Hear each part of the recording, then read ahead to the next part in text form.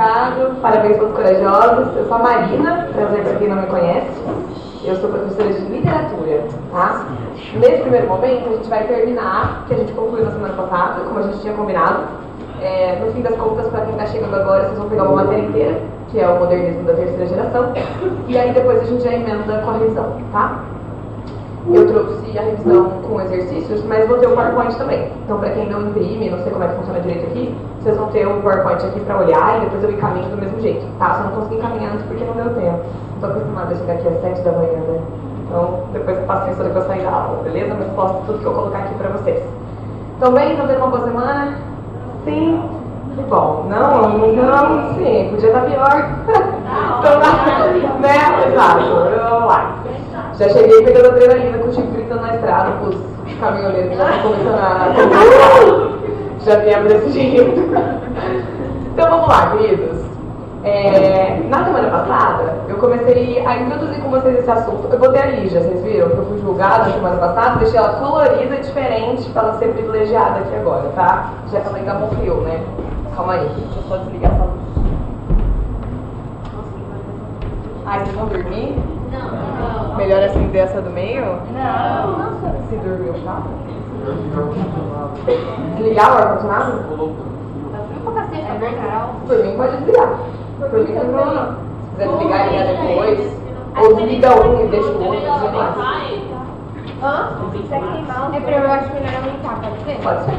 Mas eu também vou sentar onde você tá. Você percebeu, você sentou, né? Ah, Paulo, senta aqui, ó. Aqui. Na arquibancada. Tô zoando, né? Não, pode, de qualquer jeito, mas... Você escolheu a linha agora. Eu acho que dá pra subir. Bom, vamos lá. Na semana passada, a gente começou a conversar sobre o contexto da terceira geração, né? Nosso assunto basicamente foi falar sobre o motivo dela começar, por que ela é tão diferente da primeira e da segunda, mas como não é todo mundo que estava aqui na semana passada, vou trazer essa explicação de novo. Fazendo um paralelo aí com as outras gerações do modernismo que a gente viu, a primeira geração é aquela que precisou experimentar, por isso heróica, por isso dando a cara a tapa, tentando experimentar e descobrir como as coisas seriam. A segunda geração tem menos trabalho, de certa forma, porque a segunda geração pegou o auge do modernismo, quando a gente já valorizava o modernismo, então era possível vender aqueles livros, fazer funcionar. A terceira geração, vamos pensar o seguinte, é o terceiro filho de um casal de pais que tem 3 filhos, e ele já tem quase tudo facilitado na vida dele. O primeiro filho já fez tatuagem, já saiu de casa, já foi morar fora. Aí quando o terceiro filho quer fazer, já é bem mais de boa. Você facilitou a vida dele. Aqui é o terceiro filho do modernismo. E esse terceiro filho vai ter muito menos sofrimento para fazer coisas diferenciadas. Do tipo criar palavras, do tipo criar um negócio que é a epifania, que não é todo mundo que vai entender. Fazer a personagem comer uma barata e alguém lê o livro e fala, nossa, que legal. A Bia já com cara de bosta. É a sua ídola da Hora da Estrela. Come uma barata para você tentar entender o que é aquela barata. Então a gente vai entrar num campo da literatura que só tem permissão para fazer o que eles vão fazer porque a gente viveu antes uma primeira e uma segunda gerações. Tudo bem? Então é muito importante entender o modernismo como uma sequência. O romantismo, vou fazer de novo essa comparação, também tem gerações, a gente dá o mesmo nome.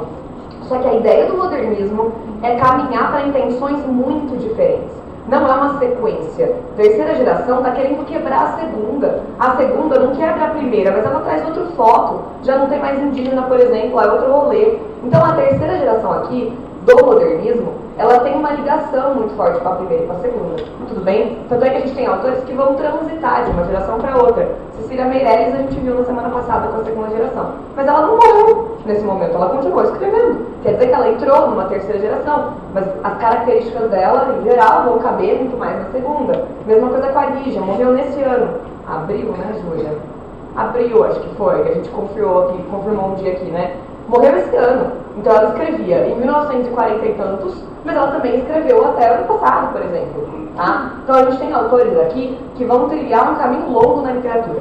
Seja porque já vieram disso, seja porque estão caminhando para isso. Então a terceira geração, falando a verdade, luta muito menos do que as outras. Mas isso não é ruim, né? Quer dizer que foi criado um caminho ali justamente para que esses autores como Clarice Lispector, Guimarães Rosa, conseguissem chegar aí para vocês de um jeito um pouco mais simples. Não simples em em leitura, mas simples no sentido de que eles conseguiram ser levados até vocês, pelo menos.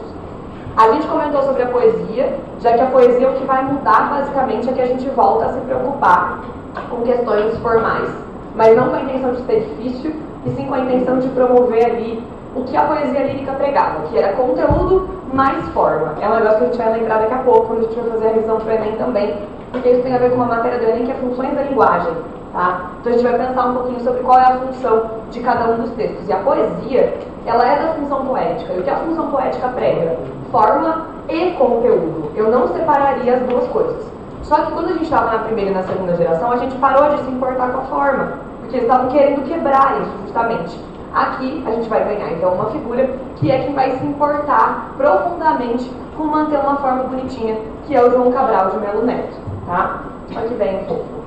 Todos os autores que eu for mostrar hoje para vocês, eu deixei algum link aqui, que é de alguma entrevista que tem a ver com o livro que eu vou contar. Então, por exemplo, aqui é sobre Morte e Vida Severina, tem um outro que é sobre Grande Sertão Veredas. Então, deixei algumas coisas aqui por curiosidade, tá? Não é realmente você olhar isso aqui e estudar para vestibular. Caso você se interesse pelo autor, tem sempre um videozinho ali, que é um negócio que eu não consigo fazer antes porque não tem antes. Não tem entrevistas dos autores que a gente conversou antes. Agora tem, tá? Então, eu acho legal deixar aí de indicação caso vocês acabem gostando.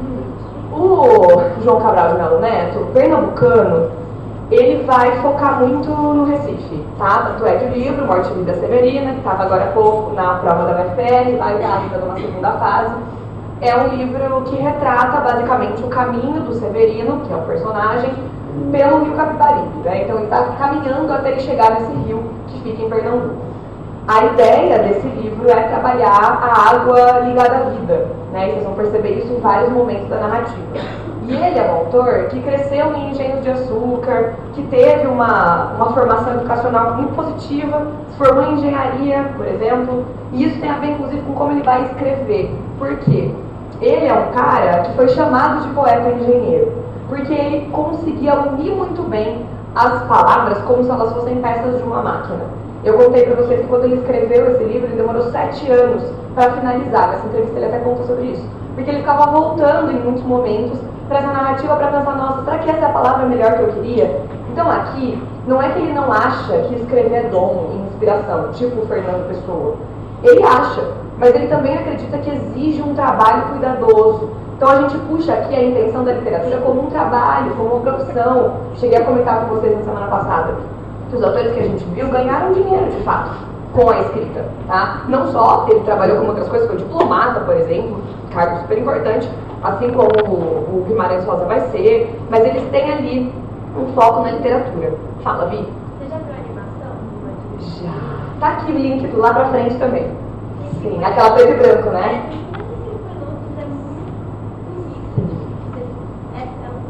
É o livro, exato. Para quem aí, se alguém de repente for prestar a prova da segunda fase da UFPR, não chegou a ler o livro, ver a animação é uma boa saída, porque ela realmente é muito real, é com desenhos animados, assim, em preto e branco, parece uma tirinha, mas conta toda a história, assim, é de um jeito muito bom, é mesmo. A ideia do João Cabral de Melo Neto, então, era fazer o seguinte, ele queria escancarar, assim como a gente viu com os autores da segunda geração, uma realidade que as pessoas não conheciam. Que tipo de pessoas? Nós. Tá? Sudeste, Sul, pessoas que não tinham contato com o Norte e com o Nordeste. Então essas pessoas queriam trazer justamente esse conhecimento. Só que ele pensou o seguinte, quero fazer isso de um jeito sentimental. Quero trazer uma poesia que seja lírica, que trabalhe de alguma forma os sentimentos dessa pessoa que está entrando em contato com ela. E aí então ele resolve escrever a obra mais famosa dele, que é Morte e Vida Severina. Dentro do livro Morte e Vida Severina, ele tem outros poemas, tá? Então tem um poema muito longo que chama O Rio, por exemplo, mas Morte e Vida Severina é um poema extenso que dá nome a um livro que juntou esses outros poemas. Antes da gente entrar, de fato, nele, assim, como ele vai trabalhar esse livro, eu deixei um poema solto dele, que ele fez, assim, sozinho, tá? Não pertence necessariamente a uma coleção, para vocês darem uma olhadinha como a escrita dele é muito parecida em Morte e Vida Severina com esse daqui. Então a escolha de palavras, o trabalho das rimas, repara que não é, por exemplo, um soneto, não é nada próximo de um clássico, mas ele tem aqui uma intenção de prestar atenção na forma, junto ao conteúdo também. Então ele diz o seguinte, tecendo amanhã. Um galo sozinho não tece uma manhã, ele precisará sempre de outros galos. De um que apanhe esse grito que ele e o lance a outro, de um outro galo que apanhe o grito de um galo antes e o lance a outro, e de outros galos, que com muitos outros galos se cruzem os fios de sol de seus gritos de galo, para que amanhã, desde uma teia tênue, se vá tecendo entre todos os galos, e se encorpando em tela entre todos, se erguendo tenda onde entrem todos, se entretendendo, que é uma palavra que não existe, né, ele inventa o neologismo, para todos no toldo. Amanhã, que plana livre de armação. Amanhã, toldo de um tecido tão aéreo que tecido se eleva por si. Vulus balão. Eu tenho aqui nesse poema a repetição de algumas palavras propositais, né? Então ele vai usando, por exemplo, o galo muitas vezes. E tem uma figura de linguagem de som aqui que é muito marcante. Alguém conseguiu reconhecer? Principalmente nessa segunda estrofe. Tem na primeira também, mas... figura de som. Repetição de consoante. Qual é o nome dela? Aliteração, exato. Nesse segundo estrofe, por exemplo, qual é a consoante que se mostrou mais? O T, exato. Tela, todos, tenda, entrem, todos, entendendo, todos, todo. E naquilo no de cima? O G. Galo repete muitas vezes, mas mesmo o uso do G, né? Grito, galo, galos, gritos, galo. E vai de novo. E aí o T já começa até aqui, na verdade, no final dessa primeira estrofe, para encaminhar para a segunda. Esse poema de primeira parece que é sobre galos que tecem uma manhã, né? Então construindo, tecer, de costurar, tá? Então promover aí, fazer um tecido. Então eles estão promovendo essa manhã, porque muitas vezes a gente percebe que amanhã quando a gente ouve um galo cantar. Claro que hoje, na nossa sociedade contemporânea, tá tipo frio agora, em novembro, tá tudo cagado, né? Então o galo também não necessariamente mais marca que o dia está começando. Você pode ouvir o galo em muitos outros momentos. Mas esse poema, na verdade, é uma tentativa de falar sobre uma ditadura, de um jeito censurado, tá? Por quê? Ele fala sobre como a gente não consegue fazer nada sozinho. Um galo sozinho não consegue tecer uma manhã. Então eu preciso de um galo cantando, para daí o outro galo ouvir e cantar também. E o outro galo vai cantar. E assim a gente vai construindo uma manhã que vai nascendo. Aqui a ideia é que uma pessoa só não consegue fazer barulho, tá? Eu falo isso porque assim, ele também foi preso pela ditadura, não estou inventando essa análise, tá? Ele era um cara que realmente tentava trabalhar essa noção da censura de um jeito bastante diferente. Então ele vai trazer aqui a ideia de que uma pessoa sozinha não consegue, mas ela vai gritar, e a outra vai gritar, e assim a gente promove uma revolução. E essa ideia da luz balão, sabe aquela luz balão? Tipo Enrolados, já viram Enrolados, o filme?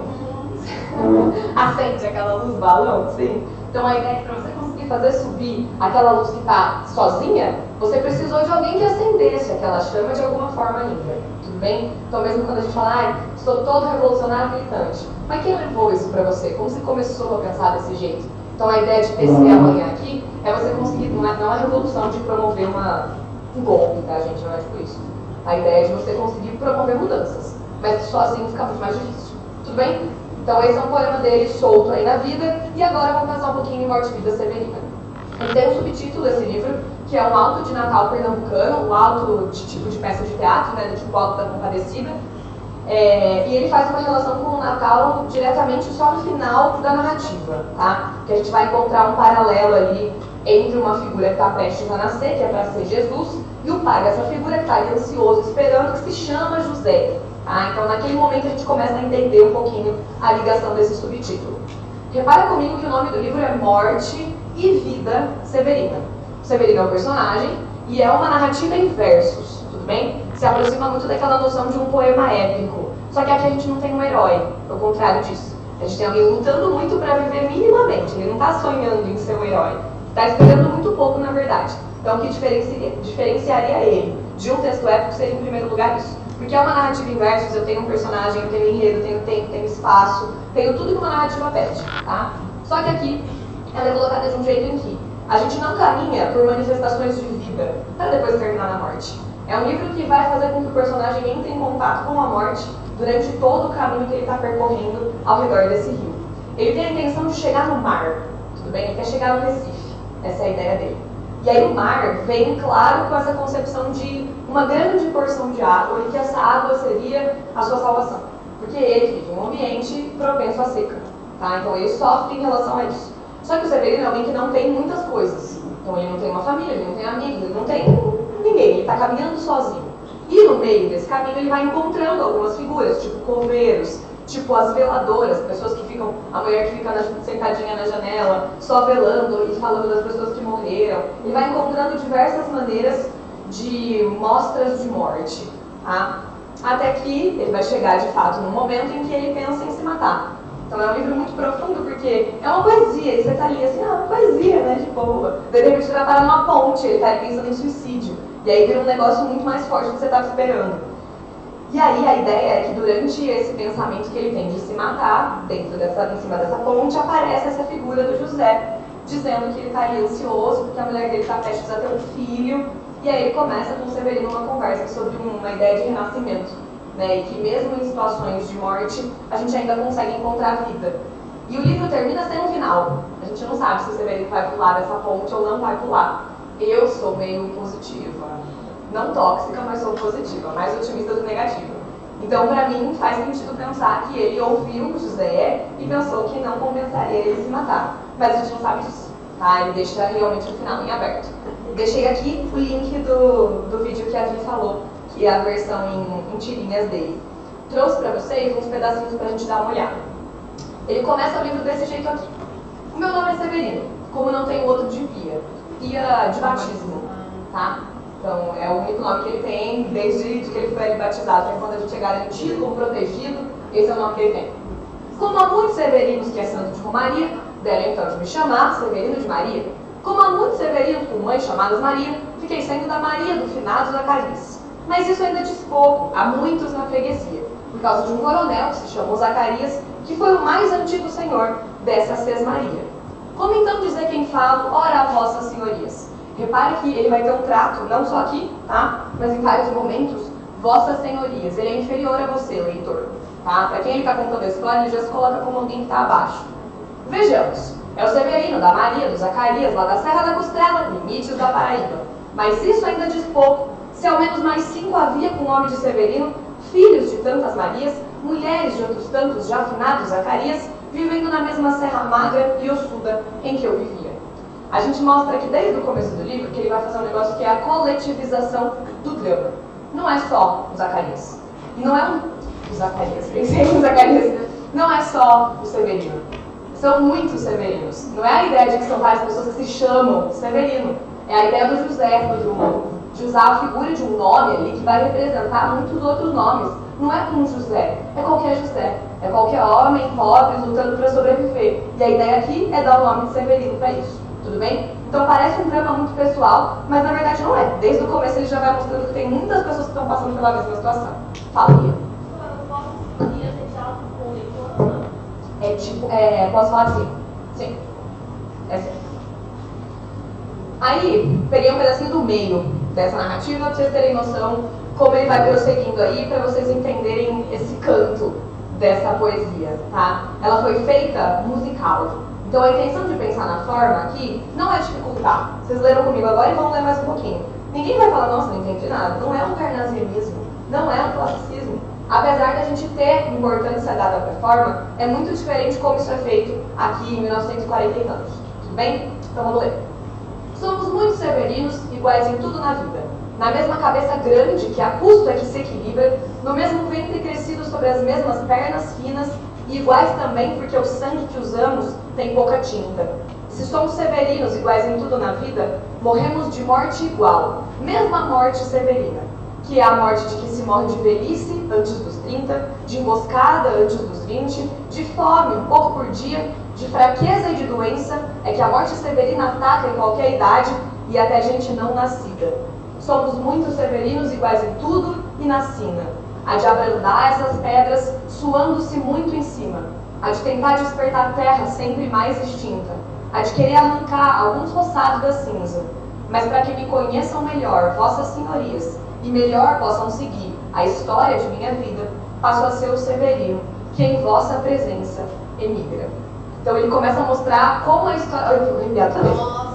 Nossa, ele começa a mostrar como ele vai construir essa história de emigração. Ele é mais um retirante, a gente já viu várias histórias dessas, mas aqui ela é contada de um jeito diferente. Ele fica lírico. E pra mim, eu acho que é muito pior, muito mais forte. Porque na prosa você já entra sabendo que a carga pode ser forte, que esse narrador tá ali, vai ter um peso muito forte. A poesia normalmente não. Pelo menos não pra mim, que sou muito mais da prosa. Mas esse poema especificamente, eu acho que o fato dele ter feito musical, às vezes ele me parece um pouco infantil, inclusive. Porque não é de difícil entendimento. Mas ao mesmo tempo você precisa analisar frases como mata até gente não nascida. Ou seja, mulheres grávidas às vezes vão perder o bebê de fome que seja, ou ela mesma vai morrer. Então antes de você nascer você já não tem muita chance. A gente faz um paralelo direto com Sobrevivendo no Inferno, para quem vai prestar o Unicamp. Racionais tem inúmeras músicas que vão falar a mesma coisa. Qual a diferença? Racionais pega a cidade de São Paulo, pega o ambiente urbano, aqui a gente pega a pobreza do sertão. Mas o tema é a mesma coisa. É alguém que está esperando uma mudança de vida, é alguém que está tendo aquele espaço transformando a sua vida negativamente, e por isso você vê essa tentativa de saída dali. Assim como o Quarto de Despejo, também dá para encontrar. É que para mim aqui, Racionais e Morte e Vida, a musicalidade é muito próxima, só que oposta. Né? A intenção do rap é uma, as batidas vão ser uma, aqui a gente tem outro rolê. Mas a importância dessa musicalidade junto à história sendo contada, ter personagens, tipo, aquela tô ouvindo alguém me chamar, colocar um personagem, o nome de uma pessoa dentro da música, é algo que está sendo feito aqui também, beleza? Acho bem interessante Morte e Vida Severina para esse ano aí, porque eu acho que ele consegue fazer um paralelo com muitas discussões. Que seja pensar em moradia no Brasil, morte, insensibilidade em relação à morte, que é um tema importante para esse ano, pensar em pandemia mesmo, sabe? Imigração já, de qualquer forma, isso aqui tá ligado. Para vocês aí que vão fazer a redação muito em breve, a chance de você conseguir usar Morte e Vida Severina na prova do Enem, na redação, é tipo 90%. Por quê? 100% de chance eu te dou que o Enem vai cobrar desigualdade social. É sempre assim. Ele cobra um tema específico, cinema, mas desigualdade social junto. E registro civil, mas desigualdade social junto. Sempre tem isso. Então, não sei, um repertório específico sobre violência obstétrica. Desigualdade social. As mulheres têm acessos diferentes a hospitais, por exemplo. Então, como eu vou ter um filho e outra pessoa vai ter um filho, vai ser diferente também. Morte e Vida Severina já se encaixa para falar de desigualdade. Não surtem com essa ideia para a redação, tá? Livros assim, tipo esse, Vidas Secas, Capitães da Areia, sempre vão se encaixar. Beleza? Já que vocês estão aguentando as minhas aulas inteiras, usando a redação também já. Ok? Então fica a dica desse livro, tá bom? Vamos lá. A prosa, agora, a gente vai entrar nos outros 3 autores. Guimarães Rosa, Clarice Lispector, Lígia Fagundes Telles, nessa ordem, beleza? Eu tenho hoje na lista do vestibular o Guimarães, com Campo Geral, na FUVEST, e Sagarana, na UFPR, e tenho Lígia Fagundes com Seminário dos Fatos na Unicamp, certo? Então aí logo a prova já vai acontecer também, é o como que vai ser contado. Que foi? Não. Dúvida? Não. O de antes? João Cabral de Melo Neto. Era poesia, daí agora eu vou falar só da prosa. Quer que eu volte? Você viu alguma coisa? Não. Eu separei, assim como a apostila de vocês, tá? Vocês têm primeiro o capítulo para poesia, depois o outro para prosa, tá?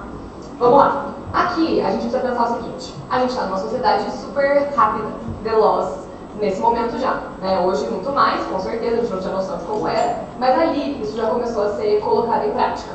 E a ideia é a seguinte. Eu preciso de uma literatura que acompanhe essa velocidade e essa rapidez aí dessa modernidade. E isso vai se dar, às vezes, pela linguagem. E isso pode se dar, por exemplo, em conteúdo. Do tipo, compensa eu escrever um livro gigantesco se eu tenho pessoas que não têm tempo, que só trabalham, que não têm mais tempo para relações sociais? Não, acho que não, né? Vou fazer um conto, vou fazer uma crônica, vou fazer uma peça de teatro. Então aqui a gente começa a ganhar força para gêneros textuais curtos, como o conto e a crônica. Tudo bem? Eles vão ter muita valorização aqui. O Guimarães, ele vai quebrar um pouco porque ele escreve Grande Sertão Veredas e ele fala, foda-se, quero escrever um livro gigantesco. Tô nem aí, não quero ler, não leio, tá? Mas fora isso, todo o resto é voltado para contos. Então mesmo A Hora da Estrela, por exemplo, que é um livro da Clarice, ele é curtinho, bem curtinho, tem 100 páginas, algo assim. Então ele pode ser denso, pode ser difícil, sabe? Mas ele é um livro curto, porque a ideia é que você conseguiria ler dentro dessa sua vida corrida. Então aqui é muito importante a gente pensar que os jornais, por exemplo, ganham esse papel também, porque são eles quem vão veicular esses contos e essas crônicas num primeiro momento. Aqui, então, a gente vai ter uma linguagem, por exemplo, que vai passar a ser o que a gente chama de concisa e fragmentada. Concisa, eu já tinha dado essa palavra antes, para falar de um autor da segunda geração. Vocês lembram quem? Eu falei, esse autor é conciso. Essa palavra caiu já usada para ele no vestibular da FUVEST. Não. Graciliano Ramos, que está com o boost aí na prova da USP. O que é conciso? Você fala muitas coisas com um mínimo de palavras. Tá? Então o Fabiano mesmo, que não tem diálogo, as frases bastante curtas, então aqui isso vai permanecer, só que mais forte ainda porque existe essa fragmentação. Eu escrevi um exemplo aqui. Luiz desceu as escadas, cansado, confuso. é de se esperar tamanha fadiga. É tudo assim, muito pausado, muito objetivo e muito direto. Não é uma frase só. Luiz desceu as escadas, mas estava cansado e confuso. Mas era de se esperar, tamanha fadiga. Podia ser uma frase só, colocando conectivos no meio. O conectivo que você tanto tem que prezar na redação, aqui quase não tem. Não vai ter. Por quê? Conectivo aqui é perda de tempo.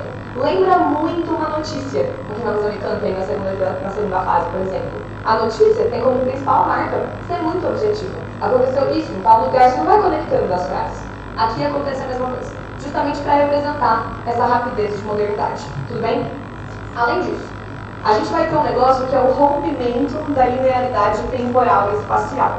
Isso é difícil. Isso o vestibular gosta. Tá? Que é o que acontece já com o que a gente viu semana passada com Angústia. Lembra da história que eu contei do livro Angústia, do Luiz da Silva, da Marina? Que eu tenho como contar essa história aí, lembra? Que ele vai ficando doido, né? E a cada vez que ele vai avançando no livro, o fluxo de consciência vai ficando cada vez maior. Então ele volta cada vez mais no tempo, ele tem aquela abstinência de cigarro, né? Então ele começa a delirar e a gente não sabe o que é um delírio e o que não é. Aquela história, por exemplo, já fez isso. Só que agora a gente vai ter muito mais exemplo de coisas nesse sentido, de promover uma tentativa de não mostrar um único tempo. Então eu não vou ter uma cronologia tão marcada, até porque eu vou ganhar esse fluxo de consciência, que é esse personagem que fala com ele mesmo. Tem um negócio que a gente chama de, deixa eu aqui, tá mais pra frente, monólogo interior, que é a conversa que você tem com você. Pode ser que você faça isso hoje já na sua casa, esteja fazendo agora. Ai, meu Deus, eu tô com fome já, tipo, pensando, você aí, já não aguento mais. Isso é um monólogo interior. Você tá me ouvindo, você tá me acompanhando, mas ao mesmo tempo você já tá pensando em outra coisa. Agora você imagina ler isso, tipo na Clarice Lispector. É exatamente isso que vai acontecer. Você vai estar lendo Clarice Lispector, vendo a minha fala e vendo o pensamento de vocês todos aí que estão pensando sobre a aula, sobre a forma que vocês estão. É tudo misturado, não tem separação. De repente vamos para a cabeça da personagem, e aí você vai, não tem essa quebra. Então o vestibular adora explorar esse tipo de coisa em questões, por exemplo, de segunda fase, ou de primeira fase mesmo. Já que você faz uma interpretação de texto, mas sabendo que isso acontece na terceira geração, já fica um pouquinho mais fácil. Fala, Bi.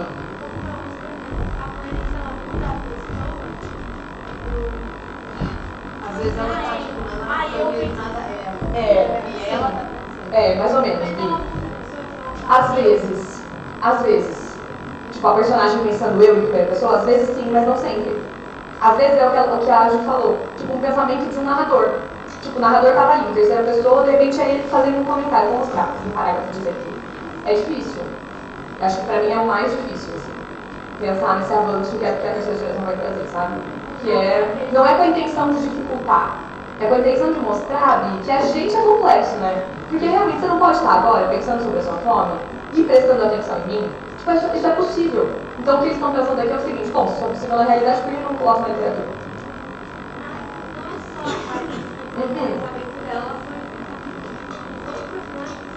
Não de outros personagens. Normalmente ela tem sempre um protagonista. Então, por exemplo, a Hora da Estrela. Tem a Macabeia, que é a personagem. Mas quem narra a história não é a Clarice, né? É um narrador que ela inventou, que é o Rodrigo S.M. Então, nesse caso, tem comentário do Rodrigo em cima da Macabeia, entendeu? Mas às vezes dá a impressão que é um comentário da Clarice. Você fica nessa, você vai ter certeza? Não vai. Entendeu? É uma análise assim como de poesia. Eu tô aqui explicando o que eu acho que pode ser. Daí você levanta a mão e fala, mas também não pode ser isso? Pode. Talvez possa. Então nem sempre a gente vai ter certeza. Tá? Tem aquela cena que principal tá no ônibus, ela vê um cego no ponto. Sim, Daí ela fala, nossa, a ele é Ana. cego. Daí ela pega e fala assim, nossa, como seria bom ser esse cego, porque ele não sabe o que ele não vê. Tipo, é clara essa transição. Exatamente. Por exemplo, nesse caso, a história é de uma mulher que está no bonde com suas compras do mercado e ela vê esse cego e ela vai ter uma epifania. Vou contar essa história já já, para explicar uma situação da vida dela. E esse comentário do tipo, que bom que deve ser esse cego, não é ela, é a Clarice, ou o autor do texto, entendeu? Só que você, às vezes você consegue perceber. Às vezes não.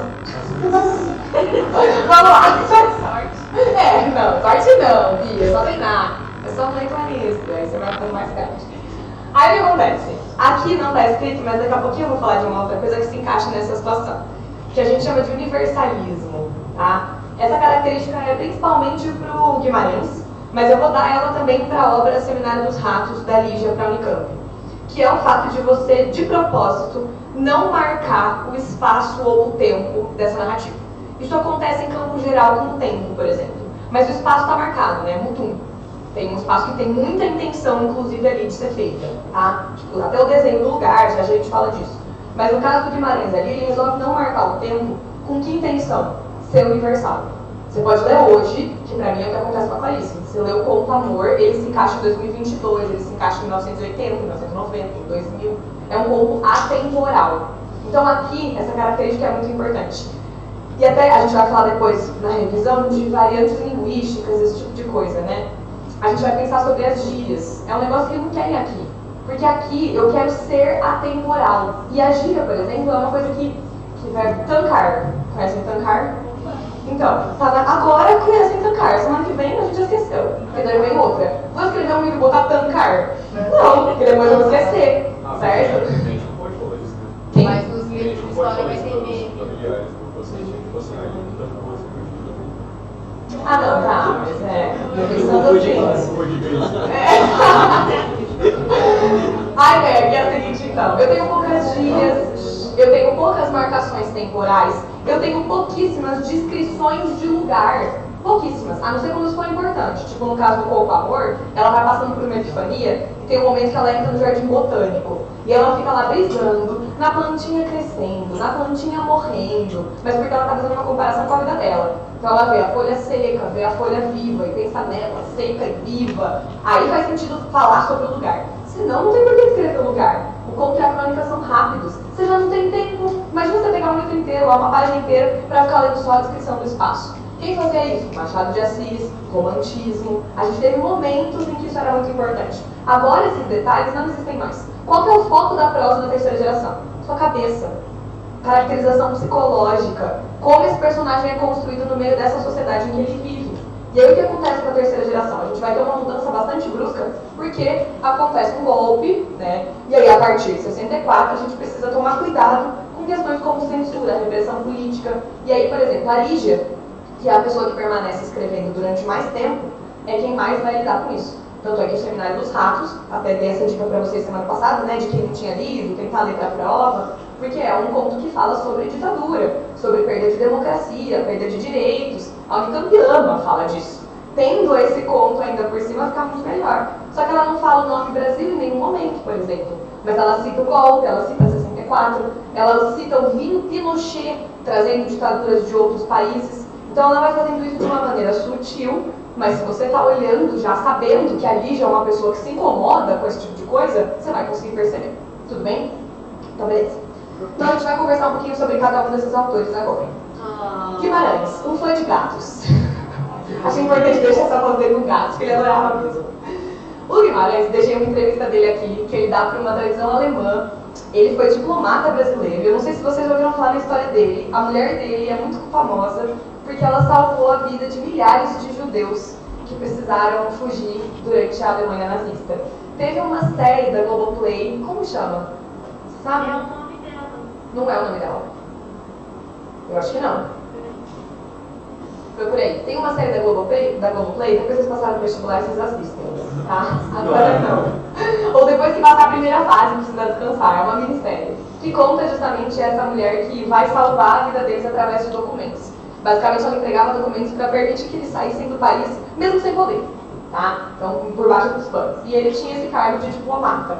Guimarães não vem de uma família pobre. Guimarães deu sorte, digamos assim, estudou muitas línguas, teve uma instrução muito positiva, e isso faz com que ele promova uma narrativa bastante...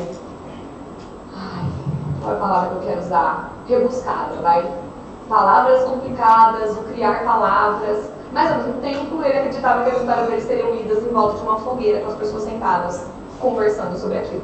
Então a oralidade, por exemplo, vai ser uma marca muito importante também, tá? Eu comentei com vocês que para mim, ler o Guimarães exige que você leia em voz alta, porque senão você não vai conseguir perceber marcações dele, a repetição da palavra que tá acontecendo. Nossa! Aí você fala, o que está acontecendo? Aí faz sentido. É como a gente de fato costuma falar. Ele usa o C abreviado, às vezes, o você colocando o C. E aí põe um apóstrofozinho, assim, pra você poder juntar uma palavra na outra. Pra perceber que o personagem estava falando rápido. Então ele vai... Hã? É argentino. Ele é o quê? É argentino. Sim, é a gente. Exato, isso é legítimo, é verdadeiro. Ele vai trazer a nossa realidade aqui. E ele é regionalista, para Minas Gerais. Tudo bem? E é legal perceber que ele vai trazer um sertão muito diferente dos sertões que a gente se acostumou com vidas secas, com morte de vida severina, porque ele fala 2 passos de Minas, que é de onde ele veio, tudo bem? Então é sobre ali que ele vai retratar na maior parte do tempo. Uma questão que a gente vai adicionar para o Guimarães, que até agora eu não tinha comentado. Oscilação entre o real e o mágico. Esse mágico não é igual ao da Lígia, que pode ser o que a gente chama de realismo fantástico. A Lígia vai colocar coisas na narrativa que se aproximam tipo de um Harry Potter, assim, sabe? De coisas que realmente você fala, nossa, isso não aconteceria. Aqui não é essa a intenção, mas tem muitas coisas que não são explicadas dentro da narrativa do Guimarães, porque parece ter algo divino por trás. Por exemplo, o Campo Geral. Quem leu o Campo Geral? Para fazer a prova da USP já. Em Campo Geral, a gente tem a representação de todas as religiões ali, muito marcadas. Então ali a gente tem uma espiritualidade muito forte, mas não tem uma noção de mágico do tipo, aconteceu uma magia, algo nesse sentido. É basicamente um caminho entre sair da realidade para um sonho, por exemplo, que seja do Miguelinho, ou então para essa situação de trazer a religião como um escape do sofrimento pelas mortes aí que ele vivenciou. Então a gente vai ter uma oscilação entre esse real e esse mágico diversas vezes nas narrativas dele. Eu deixei aqui uma marcação muito importante que é para pensar no sertão. A figura do sertão, para o Guimarães, é um espaço de travessia. E que nessa travessia, você obrigatoriamente vai aprender e vai crescer. Tá? Então ele vai trabalhar a ideia de que o sertão te prepara. Só que ele cria uma imagem do homem do sertão. Na semana passada eu falei disso para vocês porque eu falei que o Graciliano Ramos, ele não cria personagens folclóricos do Nordeste, diferente do Guimarães. O Guimarães é mais folclórico. Ele gosta mais de criar essa visão. O homem do sertão é um homem que luta para sobreviver, que anda com um facão para poder guardar sua terra, que é sempre muito maldoso e alguma coisa vai acontecer na narrativa que vai fazer ele se transformar. É muito comum que isso seja feito. A presença de animais para o Guimarães é fundamental. Em muitos dos textos, que seja Burrinho Pedreiros, que seja o Campo Geral, que tem todos os cachorros ali, que tem nomes. Todos os milhões de cachorros que eles têm nome, né? E aí aquela cachorra, lembra o nome dela? Que é pra ser o Miguelinho ali, versão cachorro? Não? Cuca Pingo de Ouro, exatamente. Aquela cachorrinha que representa o Miguelinho e cachorro também. Para ele, essa presença desse animal é muito importante, porque no sertão você vive com animais. Então ele vai trazer isso na narrativa de diversos modos.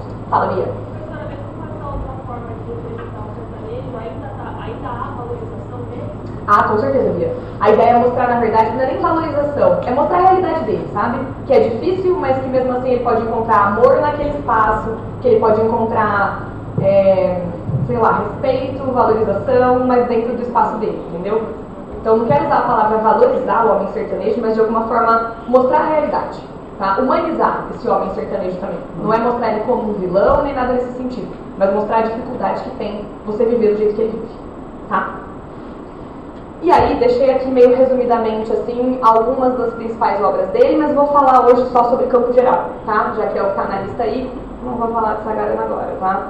Pra quem for fazer aqui na fase da UFR, a gente pode falar disso depois. Mas, basicamente, Sagarana já traz no título... Cai inteiro. São 9 contos, todos eles passam no universo do sertão, todos têm jagunços, cangaceiros e essas figuras ali circulando. E eu queria falar sobre esse título porque ele já mostra muito o que o Guimarães gosta de fazer, que é formar palavras, tá? Neologismos, essa palavra é importante para definir. Ele cria uma palavra que se chama Sagarana a partir de 2 línguas. Ele pega a palavra saga, que a gente conhece já, né? Tipo, vou retratar a saga de Percy Jackson, né? Tipo uma lenda, tá? Vem do escandinavo. E rana, que significa como se fosse do tupi. Então ele pega uma palavra do tupi-guarani, com uma palavra escandinava, e aí ele transforma em é como se fosse lenda. E aí o que ele falava é o seguinte, ele criou esse livro com a intenção de que fossem lendas, mas com um fundo de verdade. Então a ideia do Guimarães é essa, é mostrar a nossa realidade, mas não do nosso jeito, que nem Machado de Assis queria fazer, que nem a Luiz Azevedo fez com o Curtiço.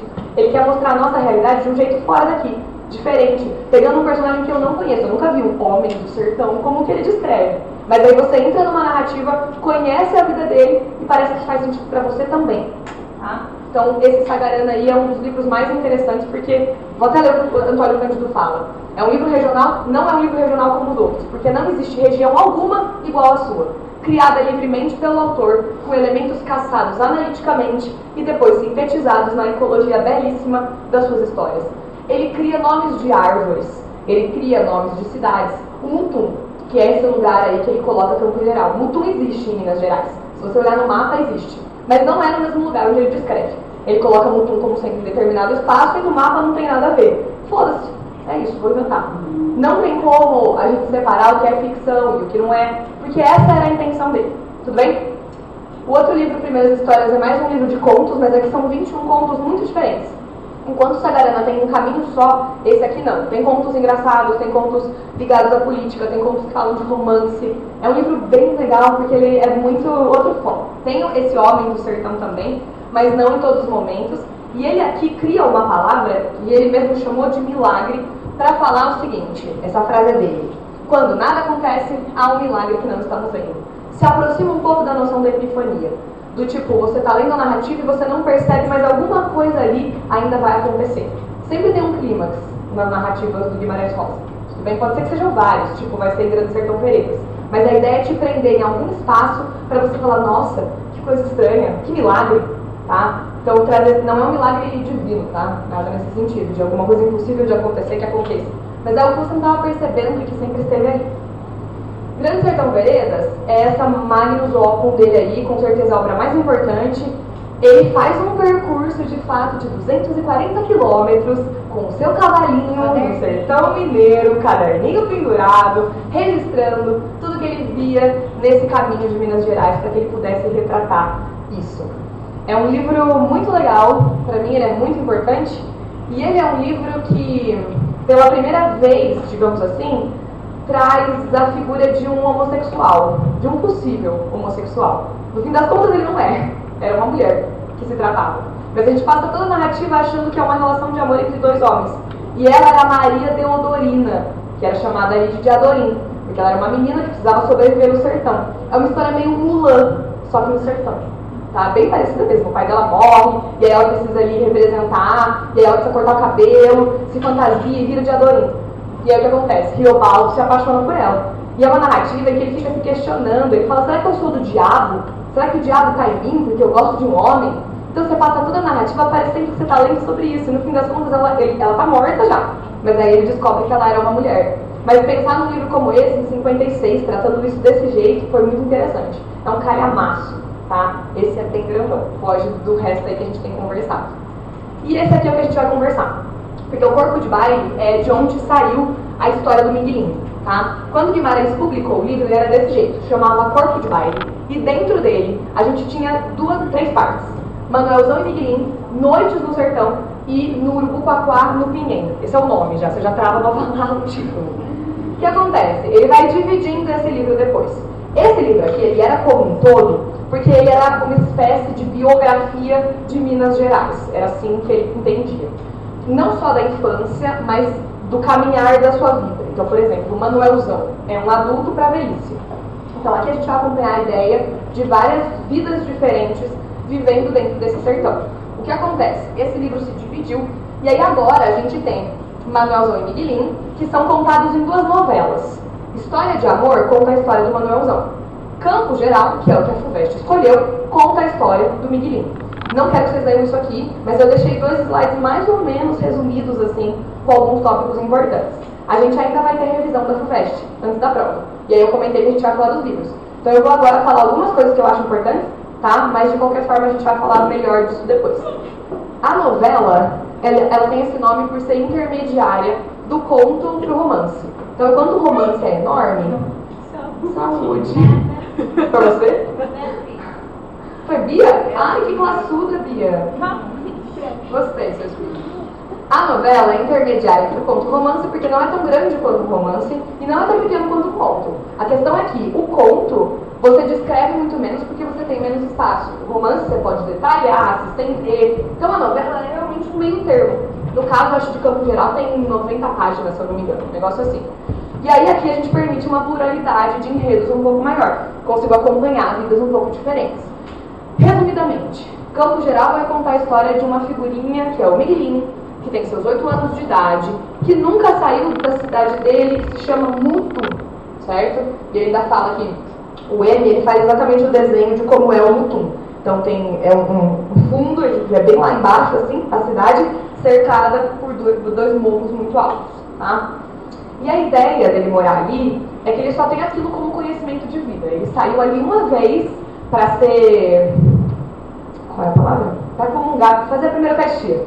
Ele foi fazer a primeira Eucaristia, é a única vez que ele saiu da cidadezinha dele para conhecer uma outra, e ele acha que a cidade dele é o melhor lugar que tem. Assim como ele acha que a família dele... Mutum. Ao contrário, É Mutum, é um palíndromo, exato. Você escreve Mutum e de trás pra frente é a mesma palavra, tá? A ideia é tipo... Não, é tipo não.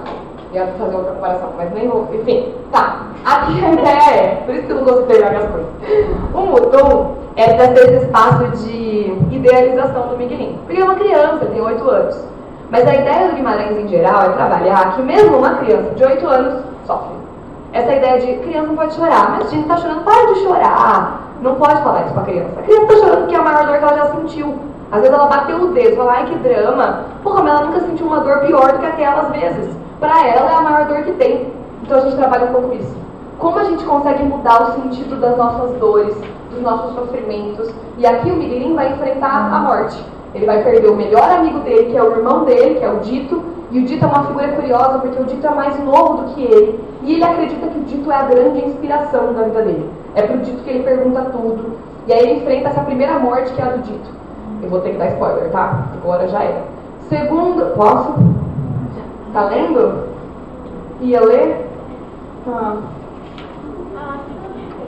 Vou dar spoiler. Ele passa pela segunda morte, né? Que na verdade não é nenhuma morte, é uma perda. Que é a da Cuca Pingo de Ouro. Então essa cachorra se perde de alguma forma. E aí pra ele era ali uma relação muito importante. E a figura do pai dele, tá? Que também vai haver uma perda. E é uma criança de 8 anos, passando por isso, morando no sertão. Então você entende ali uma vida que não tem, talvez, ligação com a sua. Mas ele consegue promover uma identificação justamente por a gente pensar que enquanto a gente era criança, talvez a gente não tivesse valorizado as nossas dores, ou os nossos pais tenham minimizado o que a gente sentia. Então a ideia aqui é mostrar, literalmente nesse caso, abrir de olhos do Miguelinho. Miguelinho é uma criança que no final da narrativa a gente descobre que era míope. Ele coloca um óculos do médico que está visitando a cidade, e aí, pra mim, eu choro horrores toda vez que eu leio essa parte, porque ele literalmente passa a enxergar com outros olhos a realidade que ele vive. E aí ele termina a narrativa saindo dali, indo estudar junto com esse médico numa cidade um pouco maior, tendo ele, diferente da família dele, uma chance de vida diferente aí, tá? É um livro muito bonito. Eu deixei um pedacinho aqui para vocês conseguirem perceber justamente essa questão dessa oscilação, de um comentário do narrador, de um comentário só do autor. Então dá uma lida nesse pedaço aqui comigo. Alguém disse que aconteciam casos de cachorros dados que levados para longes léguas e que voltavam sempre em casa. Então ele tomou esperança. A Pingo de Ouro ia voltar.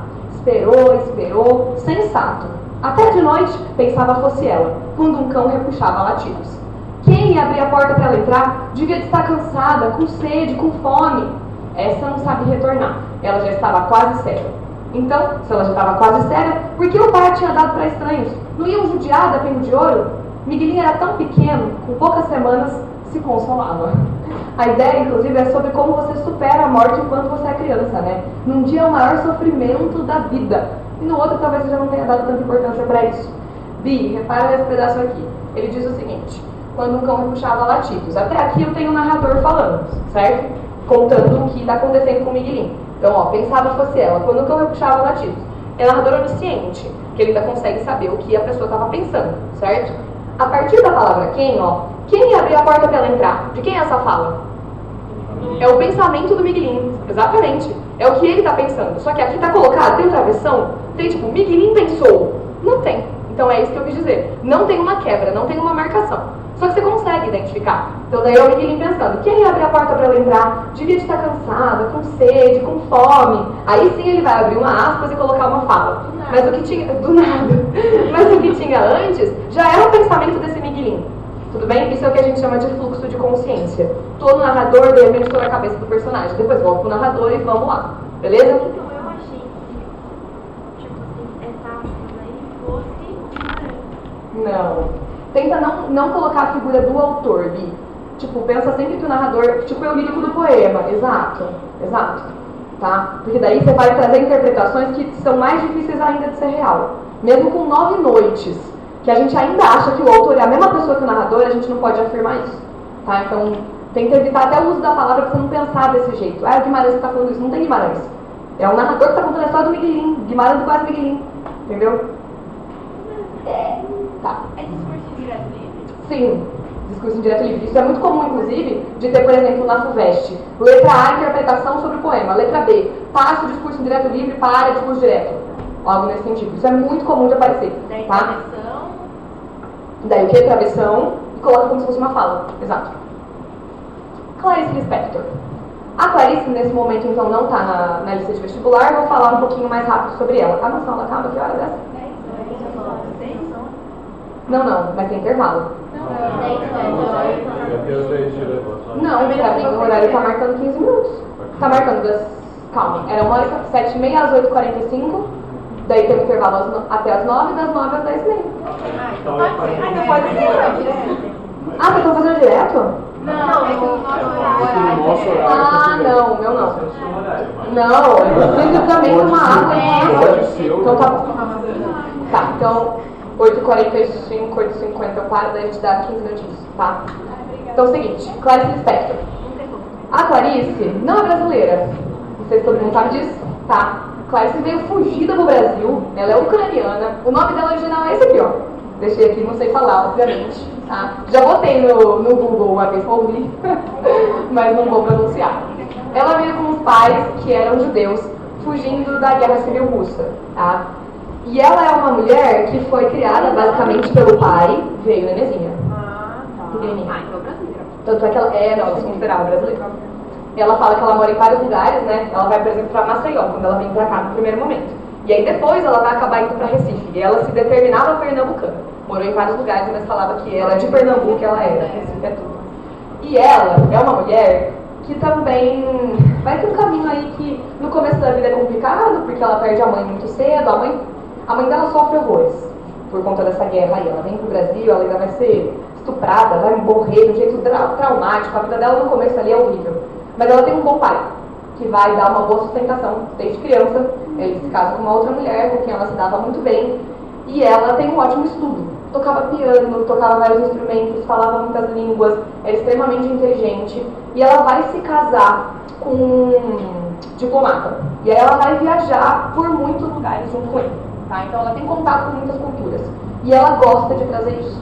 Ela não é uma mulher que vai descrever necessariamente o Brasil.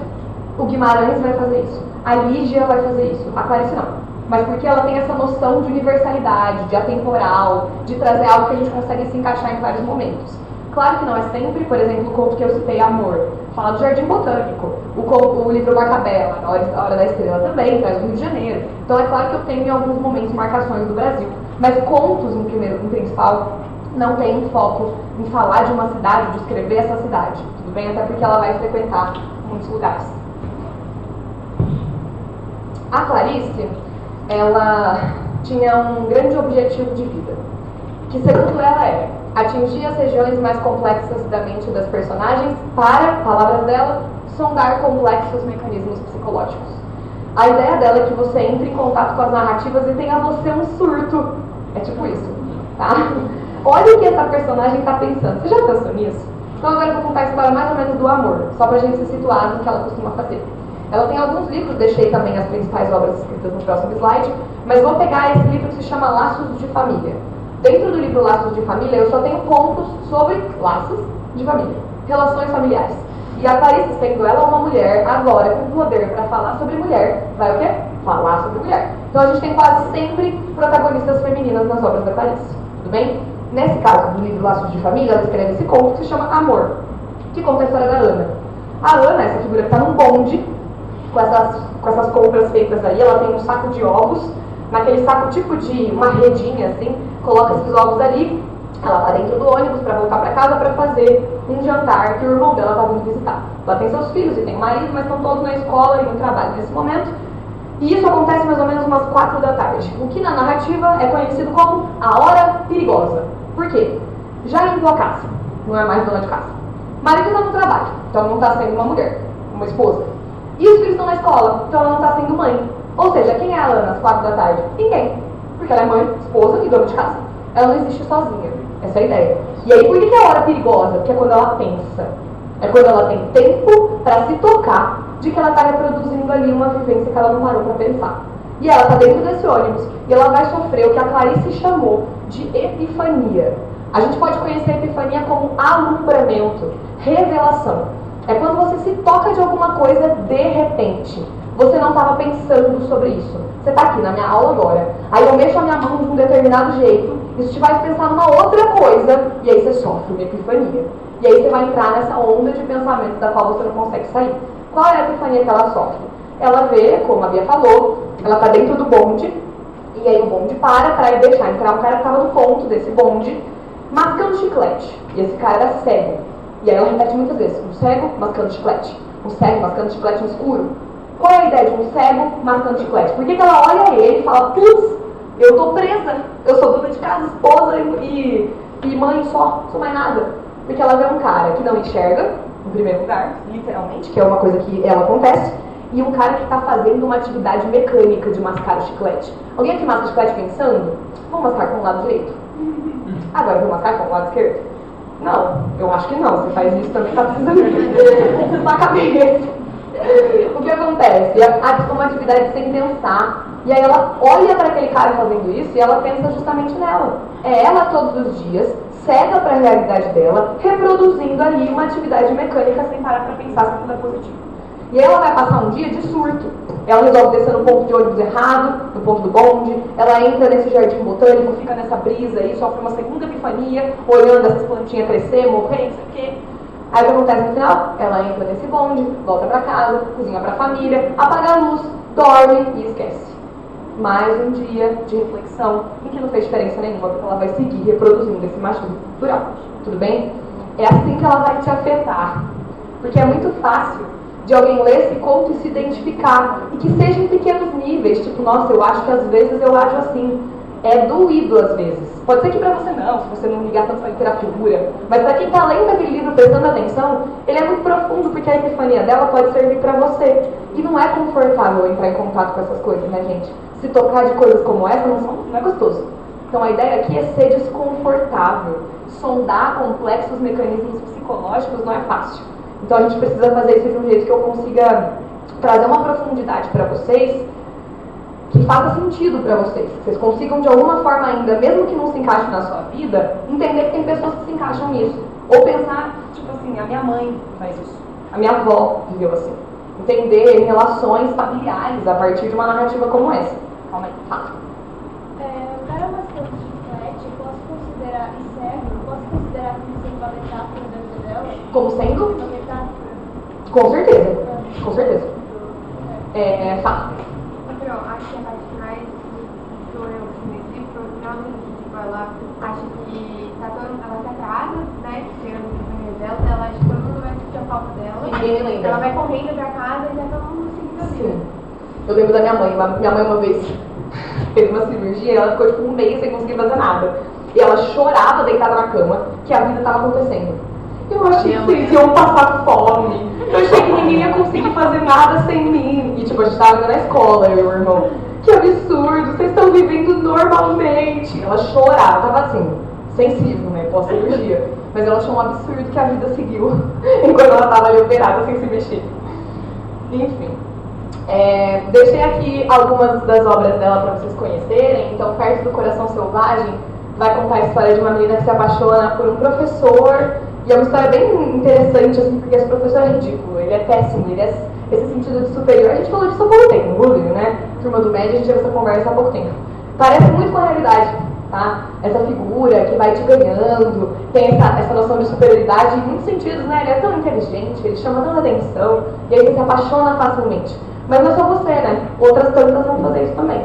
Então ele engravida uma, ao mesmo tempo a outra engravida também. E aí é a Joana, essa personagem coitadinha, que vai se desiludir, né? E vai terminar o livro tentando justamente, pela primeira vez, percorrer o caminho dela sozinha. Os enredos são muito simples. Muito. Resumir pra vocês, assim, eu consigo fazer em 2 minutos. Mas o jeito que ela constrói essa narrativa é que vai ser diferente. Tudo bem? Laços de família já comentei. A paixão segundo GH é esse da barata. Uma mulher manda embora. Uma mulher não. GH. Gênero humano. Tá? Ela faz durante todo o livro uma tentativa de não marcar o gênero. Não é a linguagem neutra, tá? não tem eu na narrativa, mas não há marcação de gênero.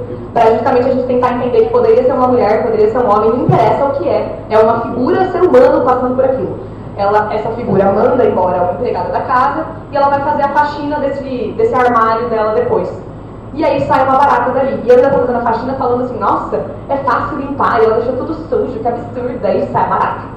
Daí ela entra numa noia com a barata, de que a barata é um ser muito diferente e que ela precisa comer para entender. Trouxe um pedacinho só para você olhar a narrativa da Clarice. Esse comer é um momento de epifania da GH, tá? Então, para fazer sentido para você entraria em contato com aquela barata. Ela faz um paralelo muitas vezes com o livro A Metamorfose, do Kafka. Não sei se alguém já leu, mas em vários momentos você encontra uma relação. Vamos ler um trechinho só para vocês verem como ela narra. O que sempre me repugnara em baratas é que elas eram obsoletas e, no entanto, atuais. Saber que elas já estavam na Terra e iguais a hoje, antes mesmo que tivessem aparecido os primeiros dinossauros. Saber que o primeiro homem surgido já as havia encontrado proliferadas, se arrastando vivas. Saber que elas haviam testemunhado a formação das grandes jazidas de petróleo e carvão no mundo. E lá estavam, durante o grande avanço e depois durante o grande recuo das geleiras, a resistência pacífica. Eu sabia que baratas resistiam há mais de um mês sem alimento ou água e que até de madeira faziam substância nutritiva aproveitável. E que, mesmo depois de pisadas, descomprimiam-se lentamente e continuavam a andar. Mesmo congeladas, ao degelarem, prosseguiam na marcha. Há 350 milhões de anos, elas se repetiam sem se transformarem. Quando o mundo era quase nu, elas já o cobriam vagarosas. Depois de fazer as reflexões de páginas em cima dessa figura da barata, ela resolveu comer a barata, para tentar entender o que é ter esse sentimento de permanência, tá? De estar aqui há muito tempo, de acompanhar essa história há muito tempo. E A Hora da Estrela é o último livro que a Clarice escreve, ele é inclusive publicado no ano da morte dela, tá? E aqui a gente tem esse narrador que ela cria, chamado Rodrigo SM. Eu adoro esse nome, em nenhum momento é dito qual é o sobrenome dele, tá? SM é para significar substantivo masculino. Quando você pega uma palavra no dicionário, né, e olha, tipo, lápis, lá vai estar escrito SM, substantivo masculino. Por que ela faz isso? Ela quer marcar em todo momento que o Rodrigo não é uma mulher. E que o Rodrigo está o tempo todo em oposição à Macabeia. Só por isso. É um livro que trata muito, não só da questão machista, mas de desigualdade social também, mas é mostrar o tempo todo que essa figura está narrando alguém que ele não conhece. O Rodrigo, em contraposição à Macabeia, homem, é rico, fala bem, ele é o oposto dela. E ele tem raiva dela. É como se fosse uma elite narrando a história da pobreza. Essa é a história que a gente vai ver em A Hora da Estrela. E esse título já mostra pra gente que ela, em algum momento, vai sonhar com viver essa sua hora de brilhar. A ironia é que Macabeia vai passar por isso simplesmente quando ela morre, tá?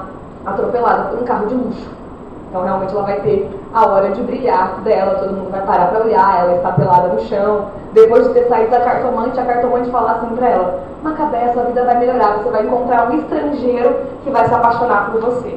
Ela falou, nossa, eu não acredito. E aí ela vai ser justamente atropelada por uma Mercedes-Benz, tá? Que é um carro estrangeiro, né? Então a gente tem ali aquele momento de brilho dela, tudo bem? E eu deixei um pedacinho dessa narrativa quando o Rodrigo diz o seguinte: pois na hora da morte, a pessoa se torna brilhante estrela de cinema. É um instante de glória de cada um, e é quando, como no canto coral, se ouvem agudos sibilantes. Então ele faz essa relação direta com ela. Quando a gente falou sobre angústia, eu acho, eu trouxe um pedacinho desse livro para comparar a figura do Lula da Silva com a da Macabeia, porque eu comparei que os dois estão vivendo em cidades que não estão preparadas para recebê-los. Os dois não vão se encaixar nesse espaço. Tudo bem? Sim? Eu vou, ao invés de parar agora... A da vida é que ela morreu, depois de escrever esse livro. Sim. Ela não viu nada dele, né? Nada. Ah, e essa foto que eu deixei, que eu não comentei, é o lançamento de Quarto de Despejo. Quando a Carolina foi lançar Quarto de Despejo. Tem uma conversa entre elas que ficou muito famosa, da Carolina elogiar a Clarice, né? E a Clarice fala, o jeito que ela escreve e tudo mais, a Clarice fala assim: não, Carolina, quem fala do Brasil verdadeiro é você. Quem sabe retratar o Brasil é você, não sou eu. Então elas foram bem, não posso falar de amigas, mas sim. Enquanto o Jorge Amado recebeu ela muito mal na casa dele, a Clarice foi o oposto. Deixei aqui a entrevista dela, que é da TV Cultura, Pra quem nunca viu, é a entrevista mais engraçada que existe. Ela fala muito claramente, eu não gosto de pessoas. Você tá bem? Não. Não tô. E ela toda, vocês vão reparar, a voz dela, o sotaque dela é muito marcado. E reparem na mão dela, faz direito, chama. Porque ela teve um acidente uma vez, fumando seu cigarro, deitada no sofá, ela dormiu. Aí o cigarro pegou na cortina, daí a cortina passou pro sofá, pegou fogo na porra toda, ela foi internada um tempão, quase teve que amputar a mão, e ela perde parte dos movimentos da mão por conta disso. Então dá pra perceber isso bastante nessa entrevista.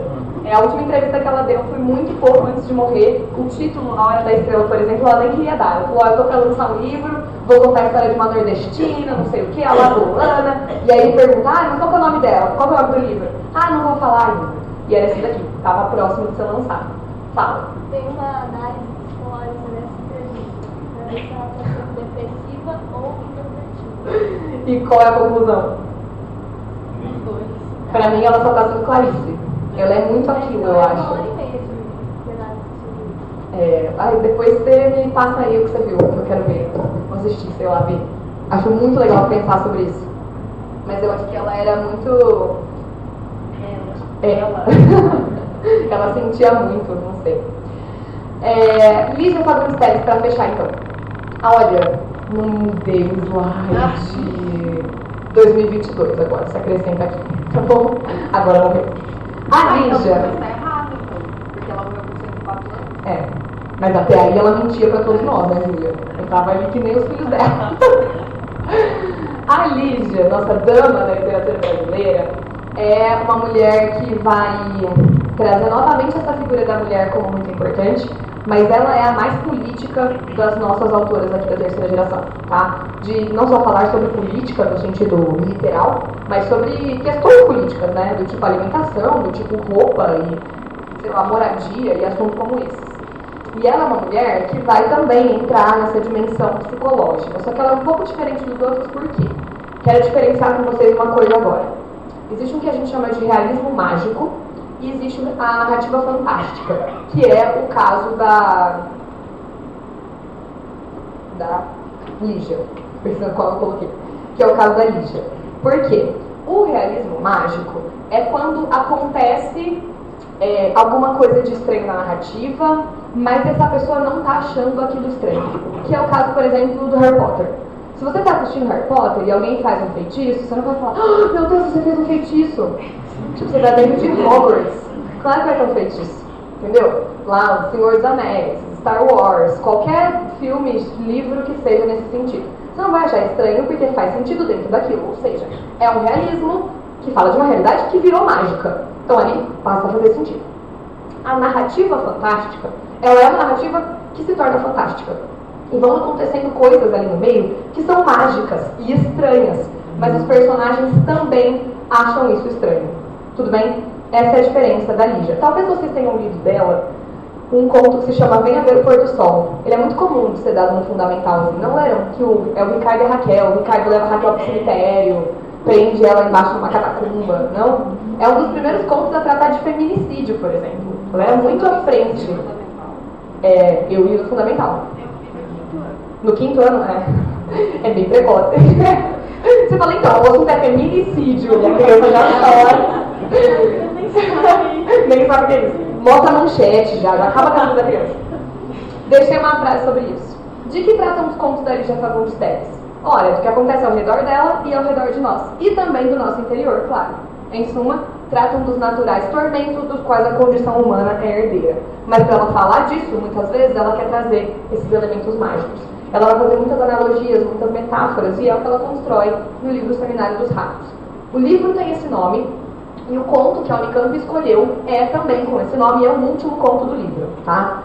Esse conto vai falar sobre a ditadura de 74 até 79. Ela não marca os períodos, mas ela cita o golpe, por exemplo, tá? Então é uma das referências diretas ao Brasil. Comentei até na semana passada, quando eu falei das ditaduras do Cone Sul, que ela usava a palavra bueno muitas vezes, até pra gente pensar que não é necessariamente o Brasil. E ela vai juntar nessa narrativa personagens muito importantes que não têm nome, tá? Eles têm funções sociais. Então, por exemplo, os nossos personagens principais aqui, mas deixei na outra. nossos personagens principais são o secretário de bem-estar público e privado e o assessor dele, que é o chefe de relações públicas. Eles não têm um nome, eles têm um cargo. Qual é a ideia que isso quer trazer? A mesma do Severino, coletivização desse drama aqui. Tá? Então, qualquer figura que estivesse ocupando esse cargo poderia agir dessa maneira. Não interessa o nome dele para mim. Tá? Não quero personificar essa figura. Basicamente, o que acontece nesse livro? A gente vai ter um encontro de pessoas que representam vários países em uma mansão que foi completamente reformada. Gastaram uma fortuna para essa reunião acontecer. Tem piscina, tem quartos com cores, e aí cada cor, por exemplo, os Estados Unidos está no cinza, porque tem a ver com a história da bandeira. Ele vai explicando cada uma das cores daqueles quartos para as pessoas ficarem. Então a gente tem ali uma reunião de pessoas importantes para discutir uma situação catastrófica. Eles estão realizando ali o 7º, deixa eu conferir, o 7º seminário dos roedores. Já pensa aqui nessa ambiguidade, né? Que é um seminário sobre os roedores ou é um seminário de roedores? Eles fazendo o seminário, tá? Proposital de novo essa ambiguidade. O que está acontecendo? Os roedores ocuparam o nosso país, tá? E o mundo como um todo, mas nós estamos num problema ali do país. E basicamente, nesse momento, existe, acho que são 100 ratos para cada uma pessoa, um negócio assim, 100 ratos por um. E aí é o 7º seminário que eles estão se reunindo para falar sobre isso, ou seja, é pelo menos o 7º ano em que isso acontece. Então é um problema persistente que, pelo jeito, não tem como resolver. E aí se reúnem para conversar disso dentro dessa casa. E é muito legal porque no começo da narrativa, que é o narrador em terceira pessoa, ele vai construindo essa ideia de, tipo, reformou uma casa, já tinha muitos lugares para fazer, podia estar num hotel, mas gastaram uma nota para poder estar juntos ali naquele ambiente. E aí vão então começar a se reunir para falar desse evento. Esse conto, ele é resumido com uma frase: as posições do mundo não são estáveis. Ele vai trazer pra gente a figura de um sujeito que num momento é o sujeito que age, mas no outro momento ele pode ser o sujeito que é subordinado e que está sofrendo essas ações. Aqui a gente vai ter uma ideia muito parecida com a da Revolução dos Bichos, de promover uma troca dos seres humanos com os ratos, tudo bem? E nesse conto, a gente vai ter o começo dele marcado por uma epígrafe, que é um verso do Drummond. Drummond tem um poema que se chama Edifício Esplendor, que já tem uma boa ironia aí, né? Porque a gente está bem decadente aqui, tá? Não tem nada de esplendor nessa situação, então é bem o contrário. E ele escreve assim, né, nessa epígrafe do livro: que século, meu Deus, exclamaram os ratos e começaram a roer o edifício. Essa é a frase do Drummond, que é colocada dentro dessa narrativa começar. E aí, então, eles se reúnem nesse seminário com a intenção de resolver o problema. Mas o que acontece no final é que eles estão... Tem algumas metáforas aí que a gente vai trabalhar depois, quando eu for fazer a revisão para a segunda fase da Unicamp. Mas, basicamente, a gente tem os personagens começando a ouvir um barulho, então eles vão sentindo um tremor, e aí vai achando aquilo estranho. Então, a narrativa fantástica começa a aparecer ali. Então, eles se incomodam, mas é uma coisa esquisita. Aí ele sai, ele vê alguma coisa, tem gente passando, daí ele volta. Daí o cozinheiro vem e fala, acabou a comida, não vai ter jantar, não vai ter nada, cancela tudo. Como assim cancela tudo? Os ratos comeram tudo. Daí a gente começa a entender o que está acontecendo. Então, ratos dominaram a cozinha, pegaram toda a comida e eles começaram a roer a fiação elétrica. E aí, de repente, os carros já não conseguem mais andar, você não tem telefone, não consegue falar com ninguém, eles estão todos, não tinha celular, estavam todos presos ali naquele ambiente, sem conseguir sair. A maioria sai correndo desesperada, os dois ficam tentando resolver a situação, e a narrativa, pulando muito, tá? Vai terminar basicamente com essa figura do secretário escondida dentro da geladeira, ele se tranca dentro dessa geladeira para se esconder desses ratos, que são figuras, né, muito menores que a gente, teoricamente, são nojentas, a gente tem aquele asco com o rato, e é justamente ele, essa figura que vai fazer essa troca com o ser humano. E aí, nesse momento, ela vai para fora da narrativa e ela narra como se fosse o lado de fora da casa. E aí ela fala que o conto termina com as luzes da casa todas se acendendo. Mas aí você fala, como assim? Todas as fiações tinham sido comidas, nada estava funcionando. Como assim essa luz acendeu? Tá? Então você termina justamente com essa ideia do mágico. Não tem uma explicação, a ideia não era que você... mas algum rato deve ter consertado. Não. A ideia é justamente criar essa oscilação entre algo real e algo mágico. Tudo bem? A gente vai analisar um pouquinho mais desse conto mais pra frente. Fechou? Dúvidas? Terceira geração? Não. Acabou, então. Então, 5 para as 9 agora, a gente vai até as 10, aí você tem um intervalo das 10h30, é isso? 10 minutinhos então, pode ser? Sim? Então a gente volta 9. São 5 para as 9, né? O seu é 9? 57. Então a gente volta às 10h10. É isso? 9h10, caralho, já correu. 9h10, isso. Então vai. 10